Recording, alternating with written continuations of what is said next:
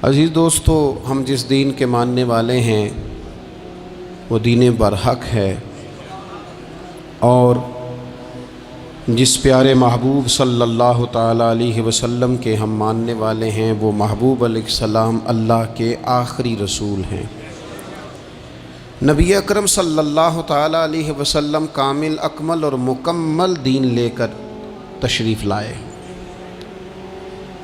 اب یہ دین اسلام ایسا مضبوط، ایسا مستحکم دستور حیات ہے کہ قیامت تک اسی دین کا سکہ چلے گا۔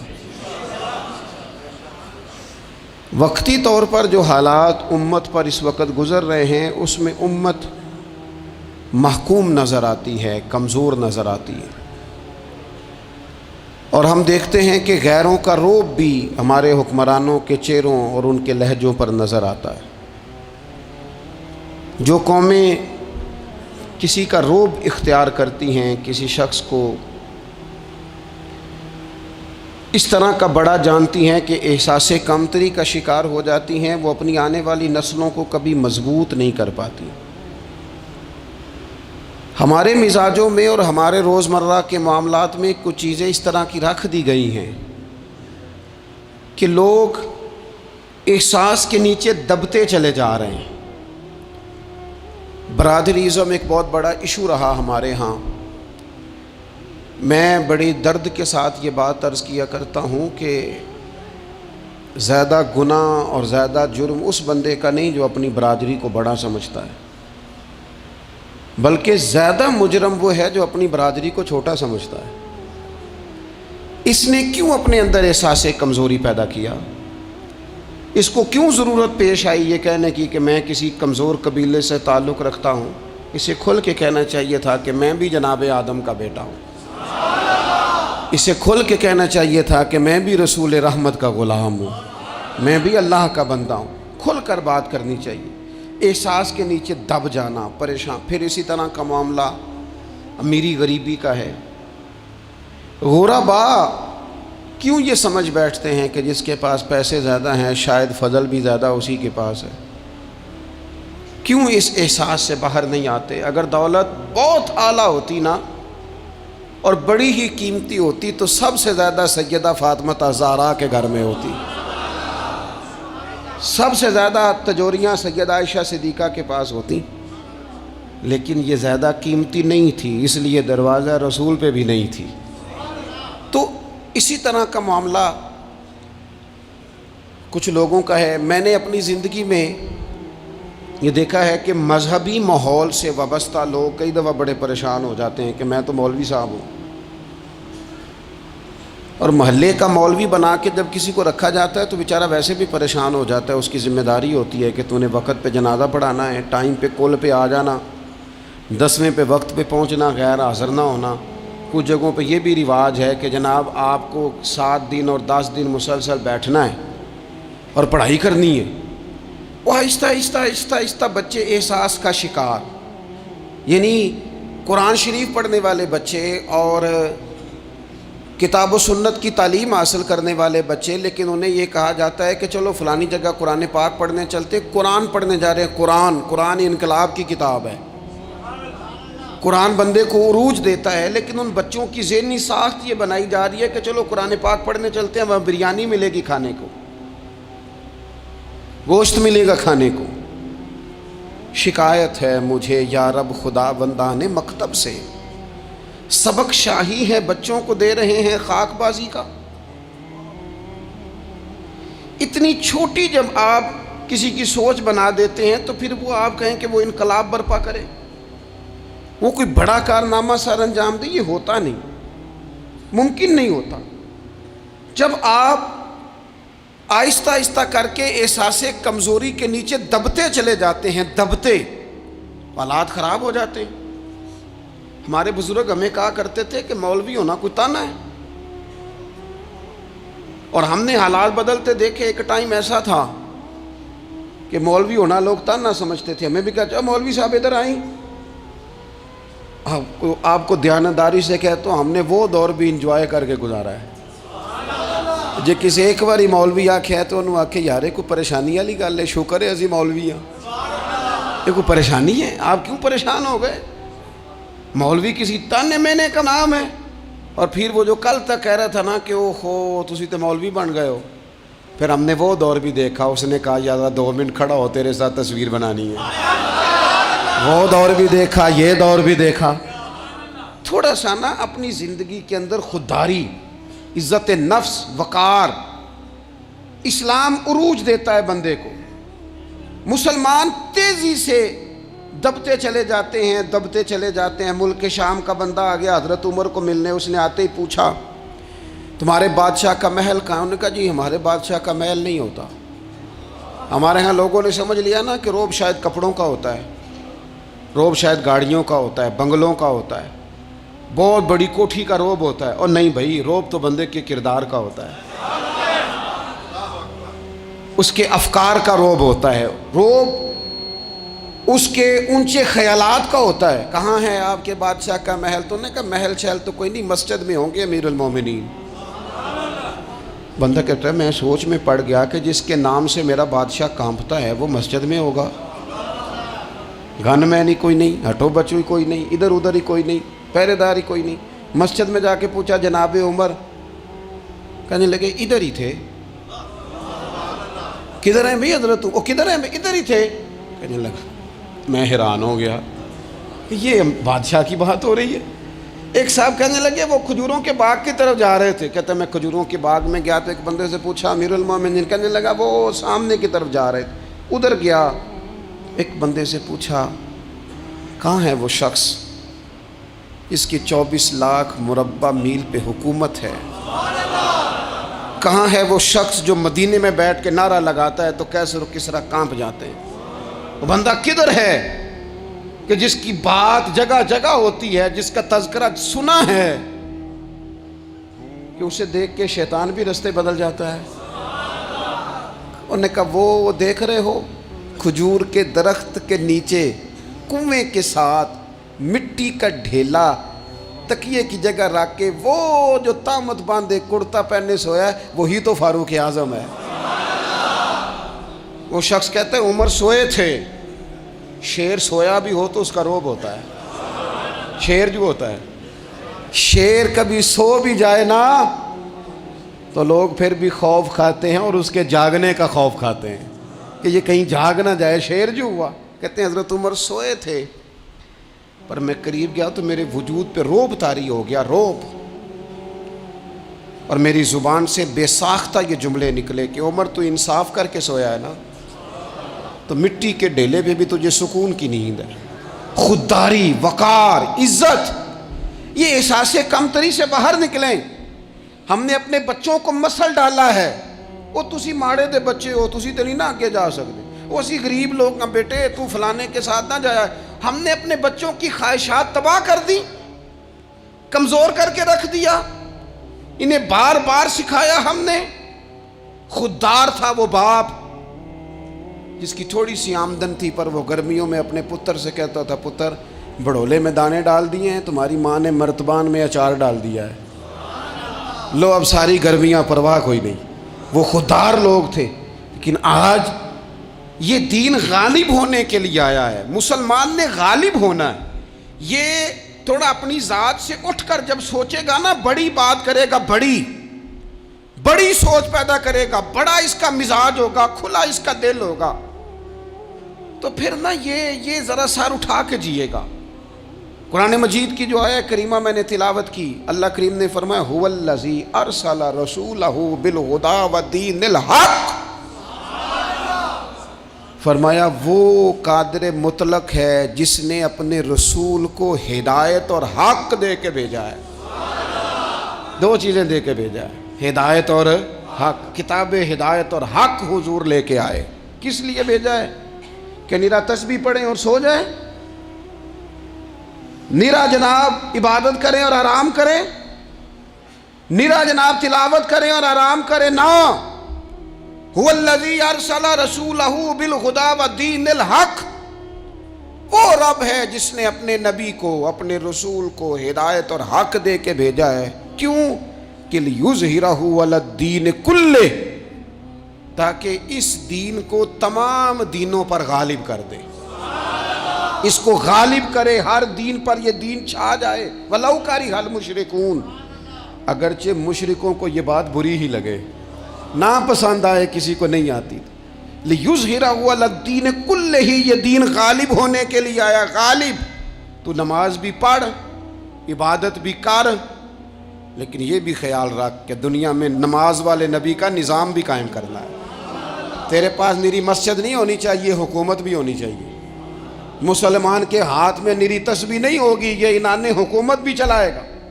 اس کے اندر خودداری ہوگی۔ حضرت عمر تہجد بھی پڑھتے تھے اور سویرے حکومت بھی کرتے تھے۔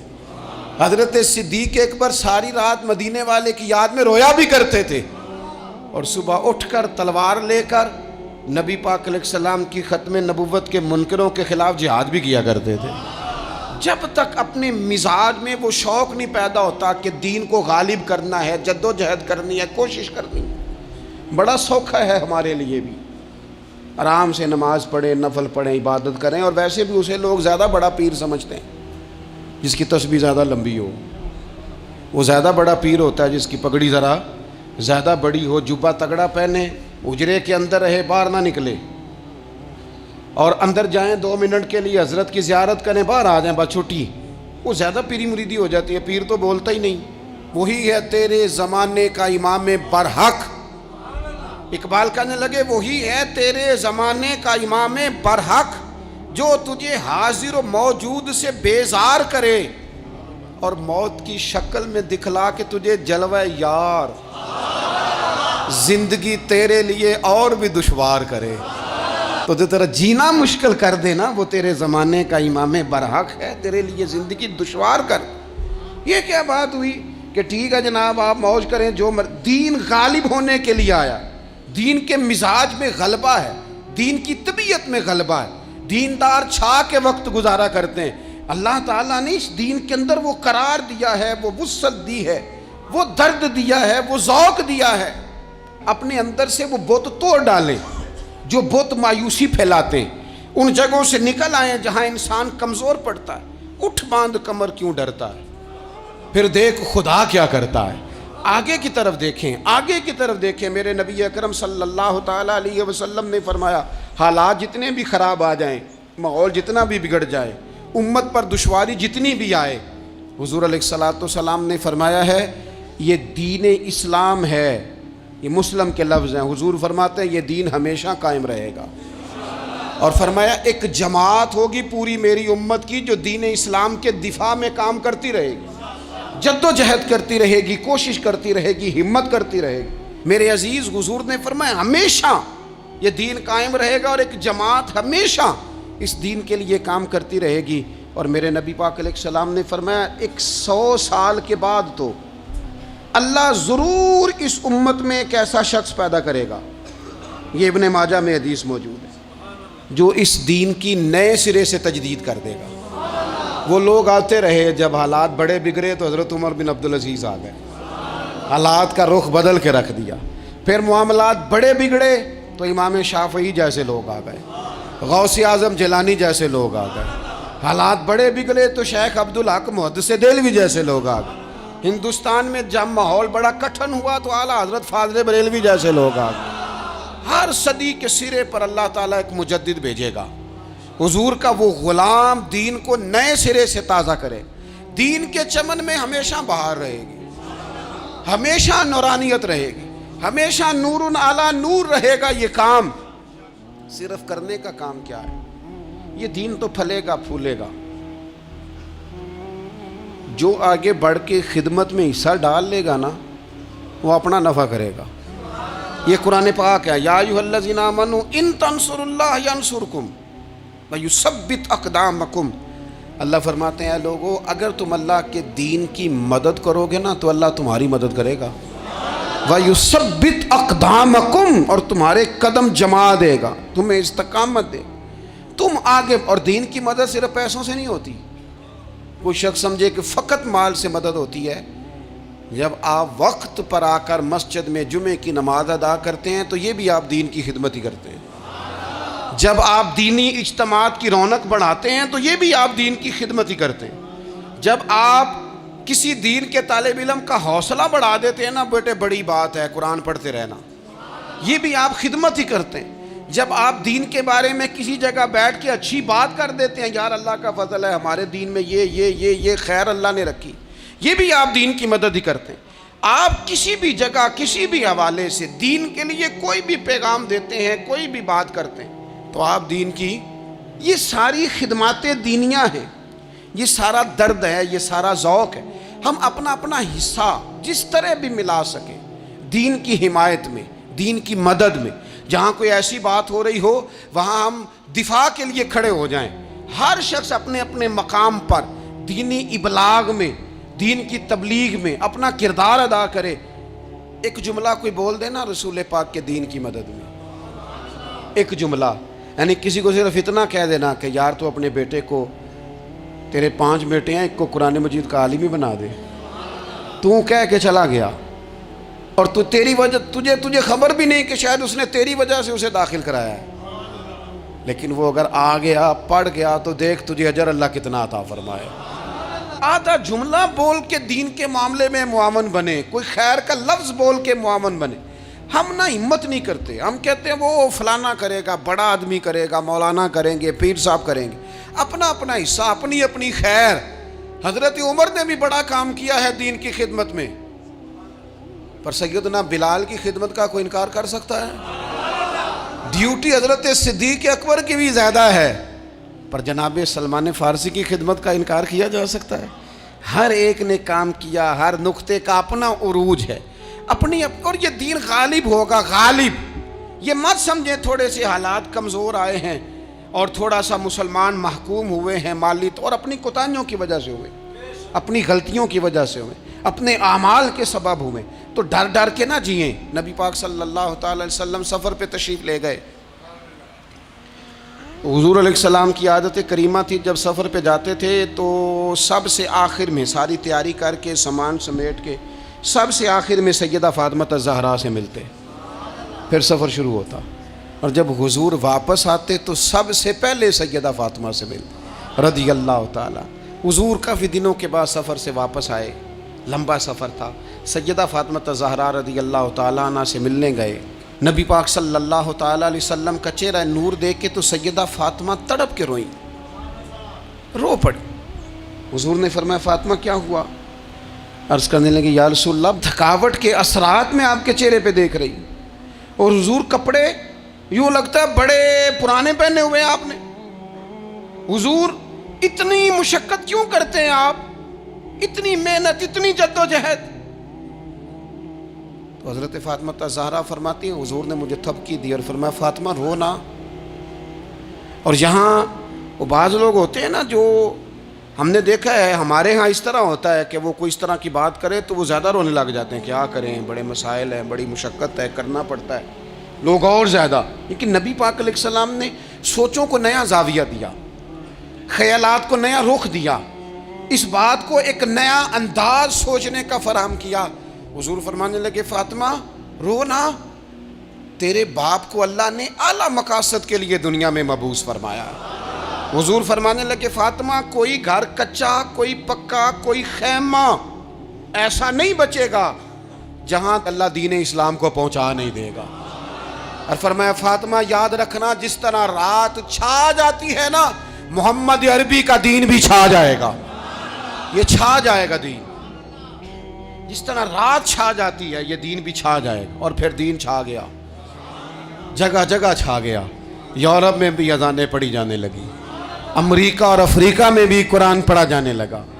جگہ جگہ جگہ جگہ رسول اللہ صلی اللہ علیہ وسلم کے دین کی بات ہونے لگی.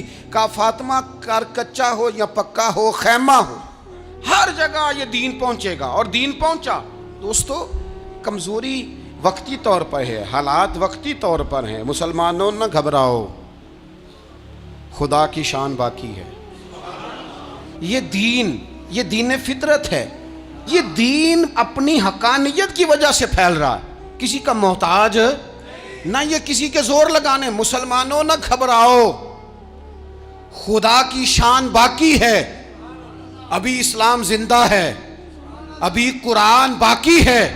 یہ کافر کیا سمجھتے ہیں جو ہم سے روز الجھتے ہیں؟ ابھی تو کربلا کا آخری میدان باقی ہے، ابھی تو آخری میدان لگے گا میدان کربلا میں، اور فکر حسینی کے علم بردار میدان میں نکلیں گے، یزیدی سوچوں سے ٹکرائیں گے، اور بڑے سینے تیار ہیں جو اس کے لیے پوری جد و جہد کریں گے۔ ابھی تو کربلا کا آخری میدان باقی ہے۔ اپنی زندگی کے اندر قوت ارادی پیدا کریں، کچھ کر لینے کی ٹھان اپنے مزاج میں پیدا کریں۔ کمزوری آ جاتی۔ عدی بن حاتم جو تھے نا، یہ حاتم تائی کے بیٹے تھے، بادشاہ کا بیٹا تھا، زمانہ بڑا دیکھا تھا، بڑے بڑے وزیروں مشیروں، ساری زندگی اعلیٰ سطحی وفود سے ملاقات ہوئی۔ عدی حضور کی بارگاہ میں آئے، مسند امام احمد بن حنبل میں موجود۔ تو اسلام پر ابھی غربت کا دور تھا، چند لوگ مسلمان ہوئے تھے۔ نبی پاک علیہ السلام نے فرمایا عدی کلمہ پڑھ لو۔ تو عدی کہنے لگے میں تو پہلے ہی ایک دین کا ماننے والا ہوں۔ حضور فرمانے لگے جس دین کے تم ماننے والے ہو اس دین کو میں تم سے زیادہ جانتا ہوں۔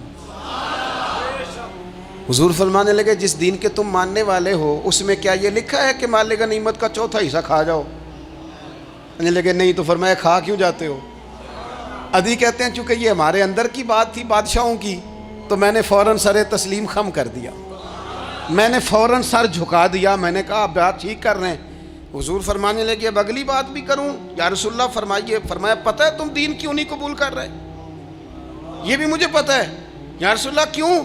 فرمایا تم دیکھتے ہو کہ دین کے ماننے والے غریب غریب لوگ ہیں، تم دیکھتے ہو کہ ابھی یہ کمزور ہیں، تم دیکھتے ہو کہ مکے والوں نے مدینہ طیبہ سے پریشان کر کے مسلمانوں کو نکال دیا ہے، یہ غریبی دیکھ کر بظاہر اسلام کی کمزوری دیکھ کر تم کلمہ نہیں پڑھ رہے؟ حضور فرمانے لگے عدی مقام حرا کا نام سنا ہے؟ بڑی دور تھا علاقہ، وہ مقام حرا کا نام سنا ہے؟ عدی کہنے لگے حضور سنا ہے پر وہ جگہ دیکھی نہیں۔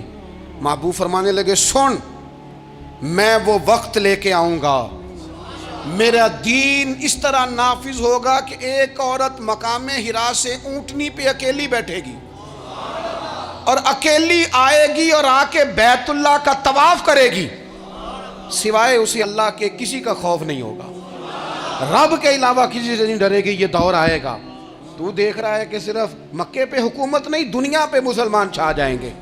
اور حضور فرمانے لگے کسرا کا نام سنا ہے؟ کہا حضور وہ تو بظاہر اس وقت بڑا تگڑا بادشاہ ہے۔ فرمایا اس کے علاقے بھی فتح ہوں گے، وہ خزانے مسلمانوں کے پاس آئیں گے۔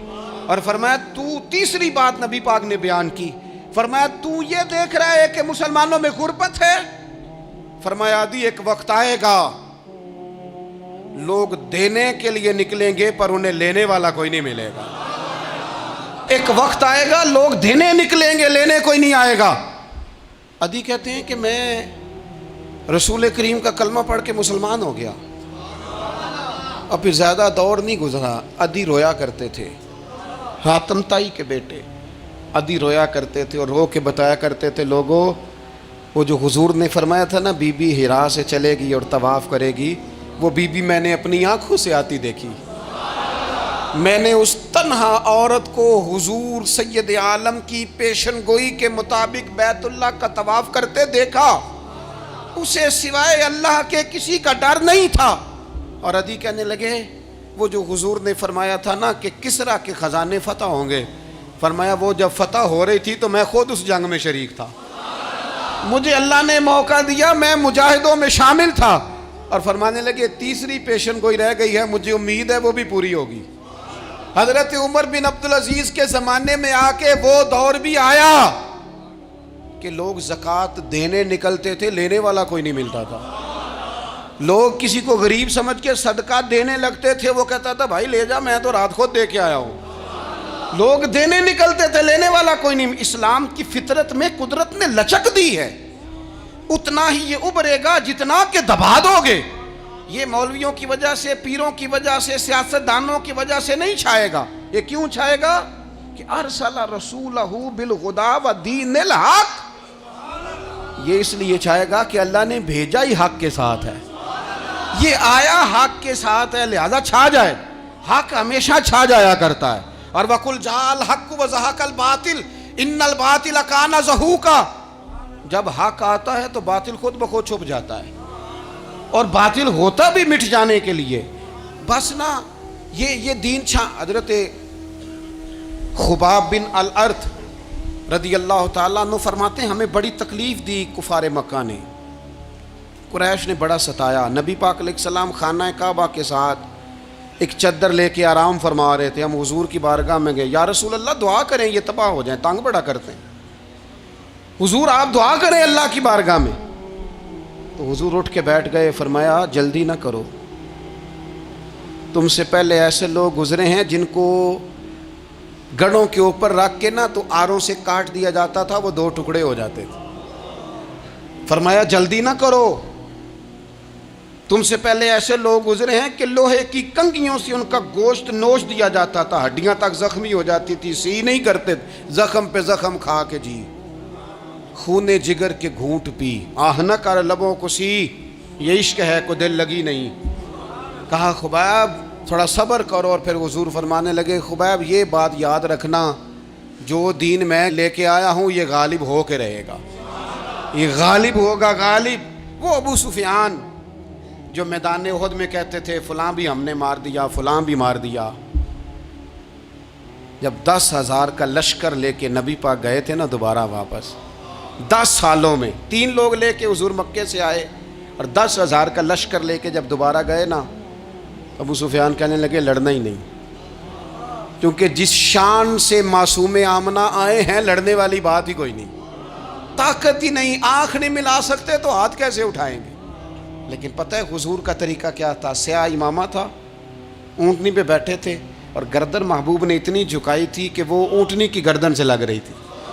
اس شان کے ساتھ حضور داخل ہوئے، اذا جاء نصر اللہ والفتح ورأیت الناس یدخلون فی دین اللہ افواجا.